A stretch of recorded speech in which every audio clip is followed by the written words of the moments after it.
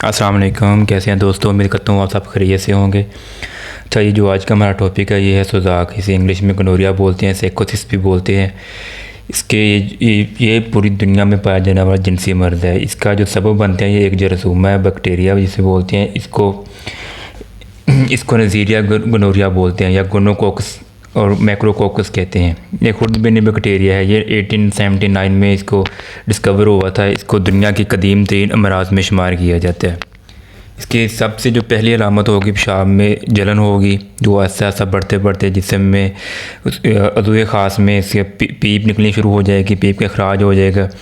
مگر ایک بات یاد رکھیں، جو پیپ والی علامت ہے یہ 100% مریضوں میں نہیں ہوتی، بلکہ اس کا تناسب تقریباً 80% تک ہے، اور بقیہ 20% جو مریض ہیں اس مرض کا سارا عرصہ پیشاب میں جلن میں گزار دیتے ہیں۔ یہ ایک متعدی مرض ہوتا ہے جو کہ متاثرہ عورت سے ہم بستری کرنے سے انسان میں داخل ہوتا ہے، اور اس کے بعد مرد میں بھی ہوتا ہے اور عورت میں بھی ہوتا ہے۔ اس دوران مریض کسی قسم کی ذہنی یا جسمانی علامت ظاہر نہیں ہوتی۔ جب یہ انسان کے جسم میں داخل ہوتا ہے تو کسی طرح کی علامت ظاہر نہیں ہوتی، بلکہ جب بیکٹیریا جسم میں داخل ہو جاتا ہے تو اپنے اندر موجود جو زہر ہوتا ہے وہ سارے جسم میں داخل کر دیتا ہے۔ مگر بعض افراد میں کچھ گھنٹوں اور کچھ افراد میں 14 یوم کے بعد یہ ظاہر ہوتا ہے۔ اس کا انحصار افراد کی قوت مدافعت اور بیکٹیریا کی مقدار پر ہوتا ہے کہ کتنا بیکٹیریا انسان کے جسم میں داخل ہوا۔ بر وقت اگر اس کا علاج نہ ہو تو سب سے پہلے یہ مادہ منویہ کی جو نالیاں ہوتی ہیں اس میں یہ سوزش کا شکار کر دیتا ہے۔ اس کی علامات میں سب سے پہلے آئے گا سوزاک کے مریض جو ہوتے ہیں اس سے مباشرت کرنے کے نتیجے میں یہ مرض تعدی کے ساتھ پھیلتا ہے، مطلب تیزی کے ساتھ پھیلتا ہے۔ اگر یہ مرد کو لگے تو سب سے پہلے پیشاب کی نالی میں سوزش شروع ہوتی ہے، اس کے بعد برگمی جھلیاں متاثر ہوتی ہیں، اس کے بعد دھیرے دھیرے آنتیں، حلق اور آنکھ وغیرہ تمام اعضاء متاثر ہونا شروع ہو جاتے ہیں۔ چھوت لگنے کے اگلے 2 دنوں بعد مرد کی پیشاب کی نالی معاف ہو جاتی ہے، سپاری پر خارش اور سرسراہٹ ہوتی ہے اور اس جگہ پر گرمی کا احساس ہوتا ہے۔ یہ احساس پیشاب کی حاجت رفع کرتے وقت بہت زیادہ ہوتا ہے۔ اس کی ساتھ بتدریج پیشاب کی نالی کا منہ متورم اور سرخ ہونے لگتا ہے۔ خراج رطوبت کے باعث نالی کا منہ بند ہو جاتا ہے اور انگلی سے دبانے پر وہاں سے کوئی لیکوڈ ٹائپ چیزیں نکلنی شروع ہو جاتی ہیں۔ سوزش کی جیسے جیسے بڑھتی جاتی ہے اسی طرح انسان کو پیشاب کرنے کی حاجت بڑھتی جاتی ہے، اور جہاں تک نوبت آ جاتی ہے پیشاب قطرہ قطرہ آنا شروع ہو جاتا ہے، اور جب انسان پیشاب کرتا ہے تو اس کی نالی سے درد ہوتا ہے اور درد کی ٹھیسیں اٹھتی ہیں۔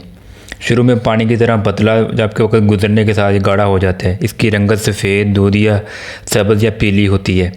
اکثر بعض دفعہ بعض مریضوں میں خون نکلنا شروع ہو جاتا ہے، خون کے ساتھ آنا شروع ہو جاتے ہیں، اور اس کی ایسا اس کی جو ران کی جڑیں میں گلٹی نکل آتی ہیں۔ عضو مخصوص کی نہایت ذکر حس ہو جاتا ہے۔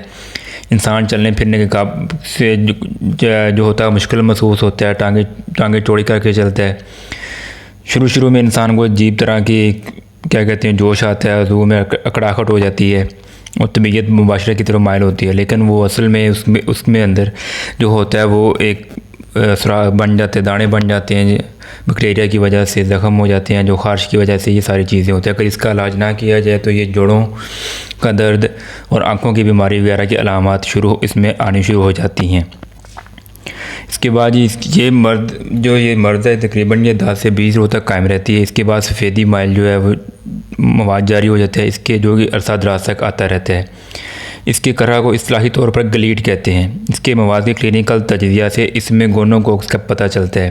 اس سٹیج پر سوزاک کا بیکٹیریا یا حدود مذکورہ سے تجاوز کر کے انزالی نالی کے ذریعے خزانہ منی میں پہنچ جاتا ہے۔ اس کے پہنچتے ہی کرم منویہ اس کے زہر سے مرنا شروع ہو جاتے ہیں۔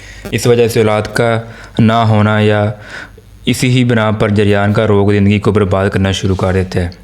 اگر جو سوزاک کا مریض ہے وہ اپنے ہاتھوں کو اچھی طرح دھوئے بغیر آنکھوں کو لگا لے تو آنکھوں میں عشوب چشم کا عارضہ لاحق ہو جاتا ہے۔ اس کی بنائی کو ختم ہونے تک جاری رہتا ہے۔ اس کا نسخہ میں شیئر کر رہا ہوں، آپ اس کا نسخہ جو ہے وہ آپ لے سکتے ہیں، اس کو آپ دیکھ سکتے ہیں، جن کو مسئلہ ہے وہ کال بھی کر سکتے ہیں، پوچھ بھی سکتے ہیں۔ اچھا دوستو، آج کے لیے اتنا ہی۔ اپنا خیال رکھیے گا۔ صفوف کا نسخہ علیحدہ ہوگا اور کچھ چیزیں ہوں گی وہ آپ اس میں سے دیکھ لیجیے گا۔ اپنا خیال رکھیے گا۔ اللہ حافظ۔